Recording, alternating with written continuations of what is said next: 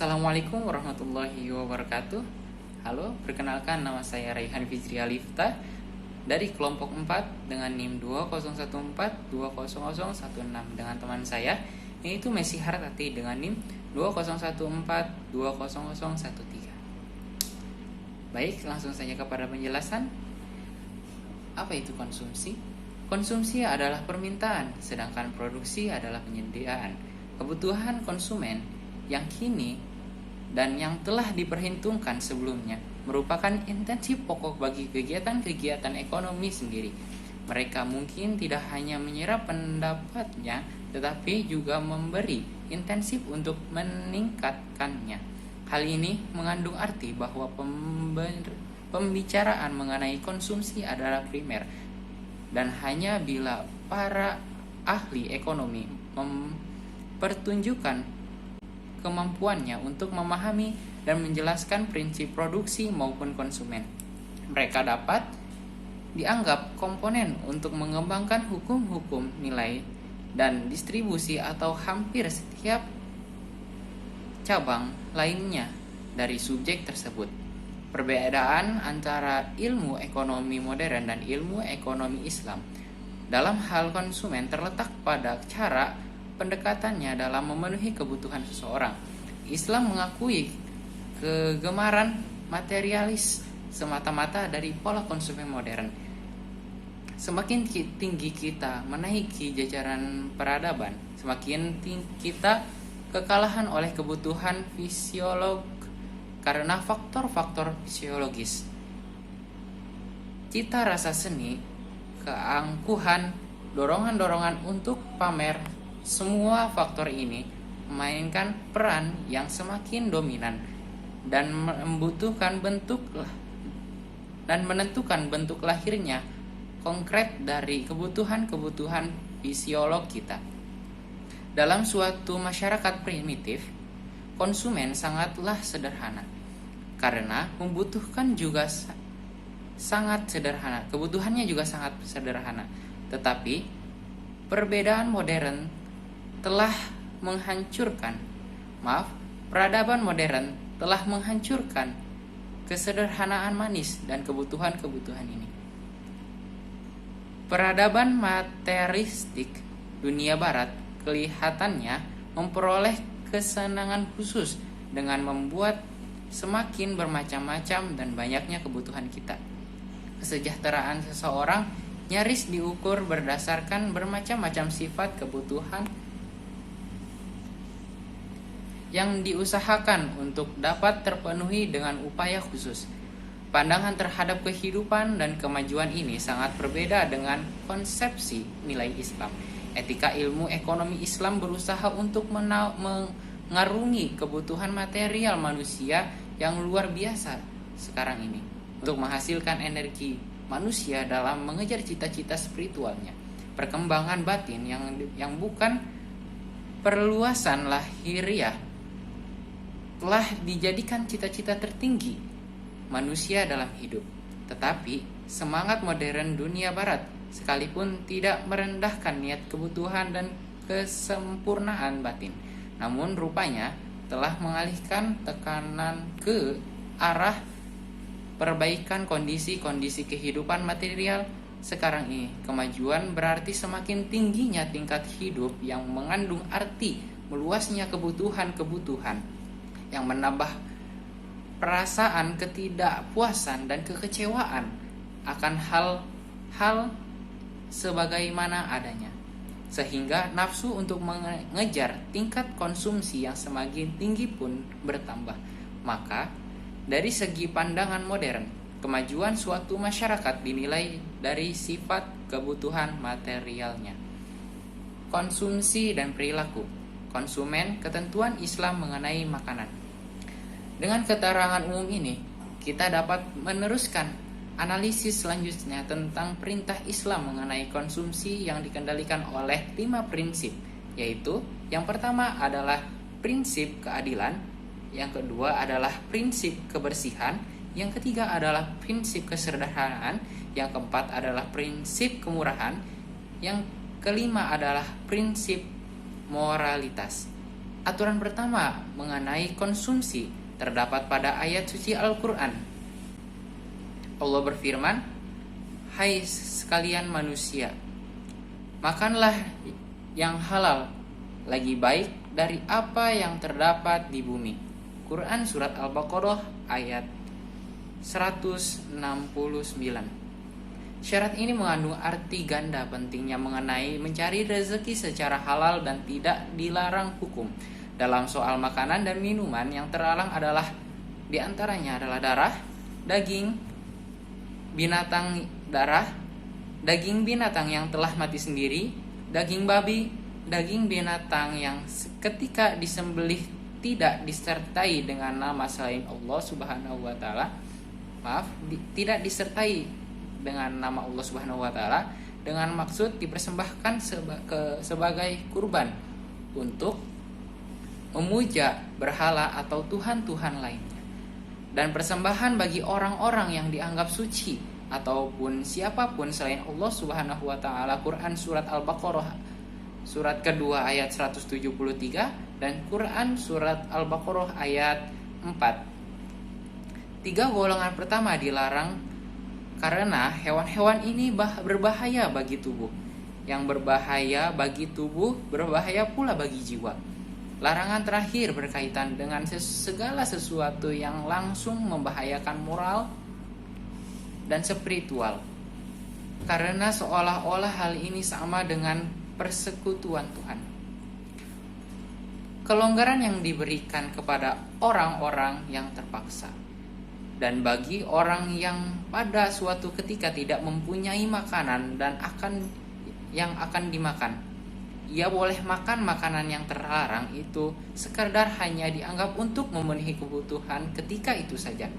Syarat kedua yang tercantum dalam kitab suci Al-Quran maupun sunnah tentang makanan ialah harus baik atau cocok untuk dimakan, tidak kotor ataupun menjijikan sehingga merusak selera. Karena itu, tidak semua diperkenankan boleh dimakan dan diminum dalam semua keadaan. Dari semua yang diperbolehkan, makanan dan minumanlah yang bersih dan bermanfaat.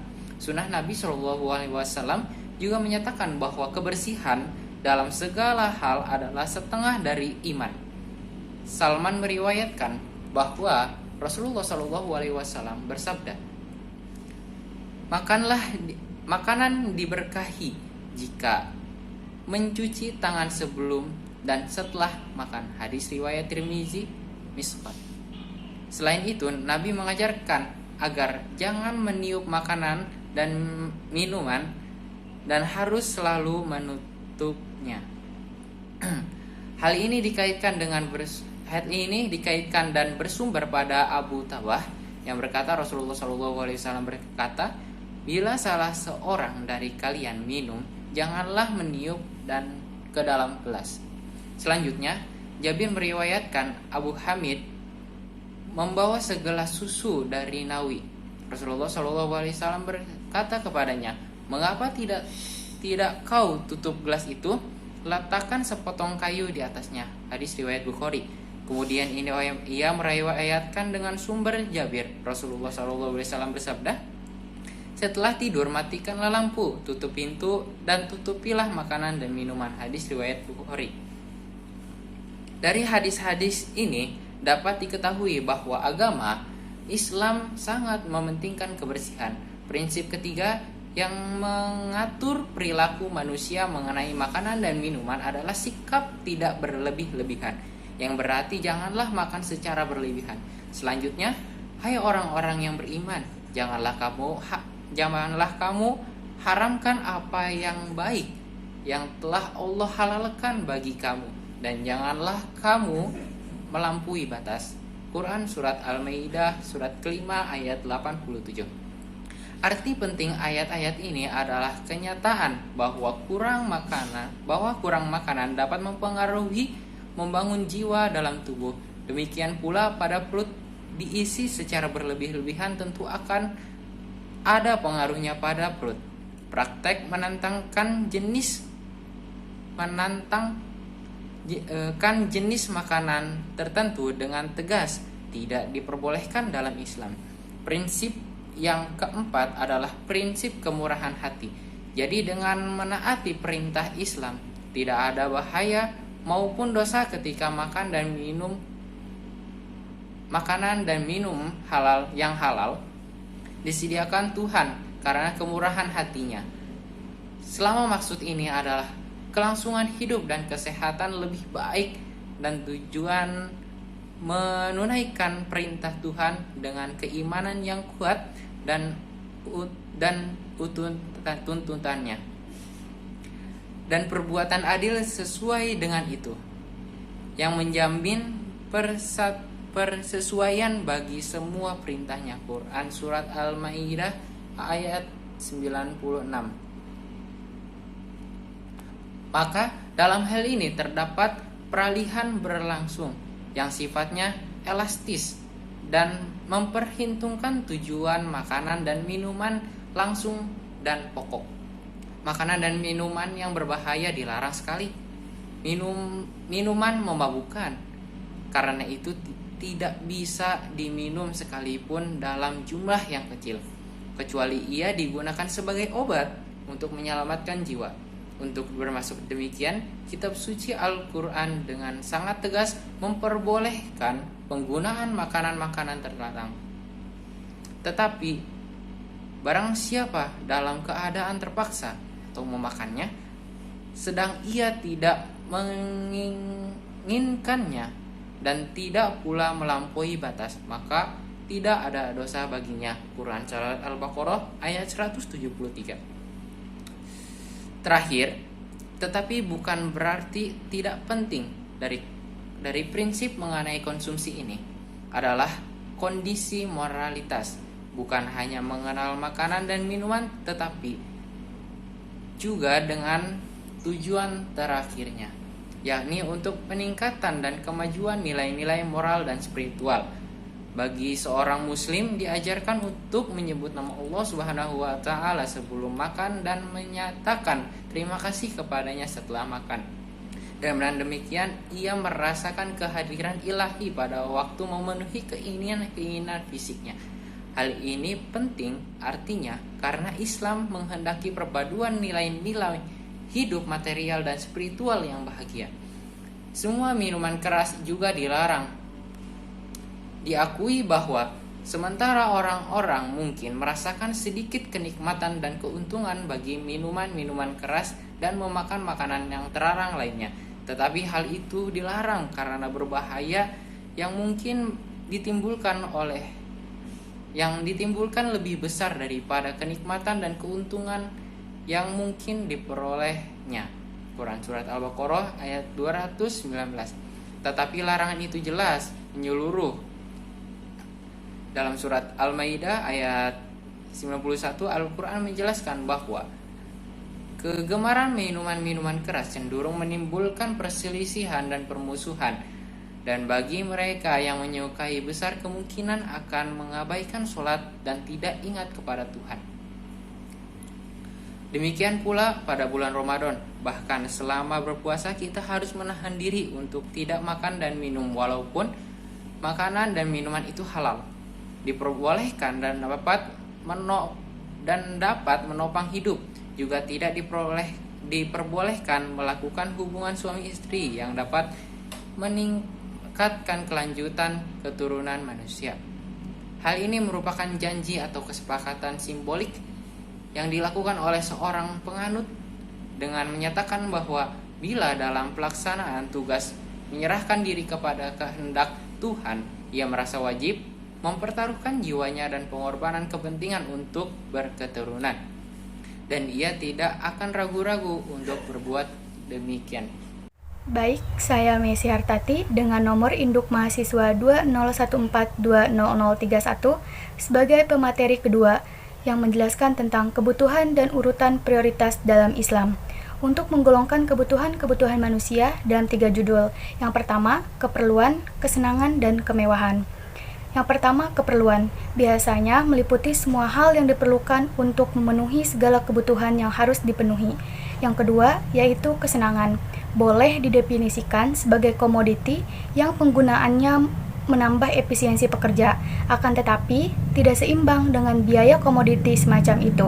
Yang terakhir yaitu kemewahan, menunjuk kepada komoditi serta jasa yang penggunaannya tidak menambah efisiensi seseorang, bahkan mungkin dapat menguranginya. Menurut ajaran Islam terkait urutan prioritas, makanan dan minuman harus sesuai dengan asas ketentuan yang telah dibicarakan secara rinci. Suatu mazhab pemikiran berpendapat bahwa negara-negara Islam, sekalipun selalu berada di bawah keadaan sekarang ini, tidak bisa didorong untuk memproduksi barang-barang mewah semata-mata karena konsumsi barang-barang mewah dipandang dari segi ekonomi akan sia-sia. Dan pemakaiannya tidak akan menambah efisiensi seseorang, bahkan mungkin dapat memperkecilnya pada keadaan-keadaan tertentu. Dengan hanya melarang produksi dan konsumsi barang-barang mewah, tanpa disertai oleh pola pembagian kembali kekayaan dan pendapatan, rupanya sama sekali tidak akan meredakan persoalan ekonomi massa. Bahkan mungkin hal itu akan menambah kerumitan selanjutnya yang menyedihkan. Sekarang ini, dalam sistem kapitalik di hampir semua negara Islam, sebagian besar dari jumlah volume daya beli tetap terpusat pada tangan si kaya. Permintaan akan barang-barang mewah dari pihak orang kaya, dengan demikian merupakan suatu unsur utama dari jumlah permintaan efektif bagi masyarakat secara keseluruhan. Karena itu, bila konsumsi barang-barang mewah dilarang dan tidak ada sesuatu pun yang dilakukan untuk membuat si kaya menjadi kurang kaya dan si miskin menjadi kurang miskin, pasti akan timbul pengangguran dalam ukuran besar dan si miskin akan menjadi lebih miskin. Bila konsumsi dan produksi barang-barang mewah dihentikan sama sekali, faktor-faktor produksi yang dibebaskan akan menambah jumlah pengangguran kronik yang tidak dikehendaki. Maka, tidak akan menemukan jalan untuk menciptakan lapangan pekerjaan baru yang lebih berguna. Menurut pandangan tradisional bahwa faktor-faktor produksi yang dibebaskan secara otomatis diserap dalam pekerjaan yang lebih berguna, didasarkan pada anggapan pekerjaan penuh yang terus-menerus atau paling sedikit berjangka panjang, adalah anggapan yang tampaknya tidak berdasarkan pembenaran empirik. Jika susunan ekonomi berubah dan suatu sistem masyarakat ekonomi yang lebih bersifat merata telah tersusun berdasarkan nilai-nilai Islam, maka faktor-faktor produksinya yang kini terpakai dalam industri barang-barang mewah secara otomatis akan dialihkan pada produksi komoditi dagangan yang berguna, sehingga permintaan efektif terhadapnya akan menjadi sangat tinggi. Materi selanjutnya adalah hakikat perilaku konsumen.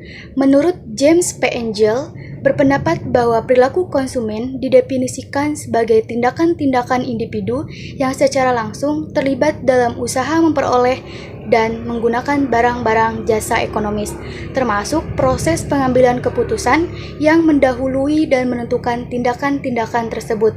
Mangkunegara 2012. Sedangkan menurut David L. London dan Albert J. Della Vita tahun 1979 mengemukakan bahwa perilaku konsumen dapat didefinisikan sebagai proses pengambilan keputusan dan aktivitas individu secara fisik yang dilibatkan dalam proses mengevaluasi, memperoleh, menggunakan, atau dapat menggunakan barang-barang atau jasa. Kemudian, faktor-faktor yang mempengaruhi perilaku konsumen. Menurut William J. Stanton, ada dua kekuatan faktor yang mempengaruhi perilaku konsumen, yaitu kekuatan sosial budaya dan kekuatan psikologis. Mangkunegara 2012. Sedangkan menurut Philip Kotler mengemukakan bahwa faktor utama yang mempengaruhi perilaku konsumen adalah faktor kebudayaan, faktor sosial, dan faktor psikologis.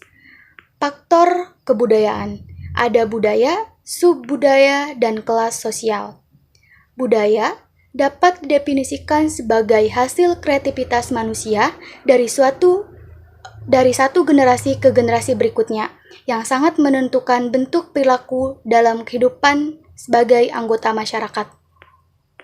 Yang kedua, ada subbudaya. Setiap budaya memiliki kelompok-kelompok subbudaya yang lebih kecil, yang merupakan identifikasi dan sosialisasi yang khas untuk perilaku anggotanya.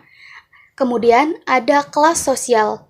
Kelas sosial didefinisikan sebagai suatu kelompok yang terdiri dari sejumlah orang yang mempunyai kedudukan yang seimbang di dalam masyarakat. Faktor selanjutnya adalah faktor psikologis. Ada motivasi, persepsi, belajar, kepercayaan, dan sikap. Motivasi adalah keadaan yang ada pada diri seseorang yang mendorong orang tersebut untuk bertindak. Kemudian persepsi. Persepsi mempengaruhi tindakan seseorang pada situasi dan kondisi yang sama. Dan apabila persepsi dan situasi berbeda, maka tindakannya pun akan berbeda. Belajar. Belajar dapat didefinisikan sebagai suatu perubahan perilaku akibat pengalaman sebelumnya. Pengalaman belajar konsumen akan menentukan tindakan dan pengambilan keputusan pembelian. Kepercayaan dan sikap.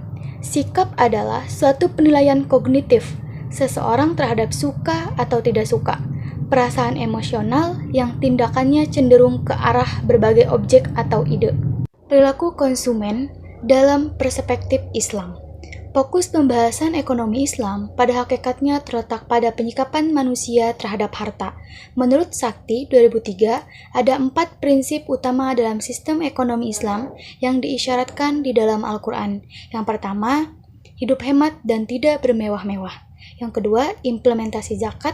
Yang ketiga, penghapusan atau pelarangan riba. Dan yang keempat adalah menjalankan usaha-usaha yang halal. Kesimpulannya, Islam tidak mengakui kecenderungan materialistik semata-mata dari pola konsumsi modern. Dasar pemikiran pola konsumsi dalam Islam adalah untuk mengurangi kelebihan keinginan fisiologik sekarang ini yang timbul dari faktor-faktor psikologik buatan dengan tujuan membebaskan energi manusia untuk tujuan-tujuan spiritual. Perintah-perintah Islam terhadap konsumsi dituntun oleh prinsip-prinsip keadilan, prinsip kebersihan, prinsip kesederhanaan, prinsip kemurahan hati, dan prinsip moralitas.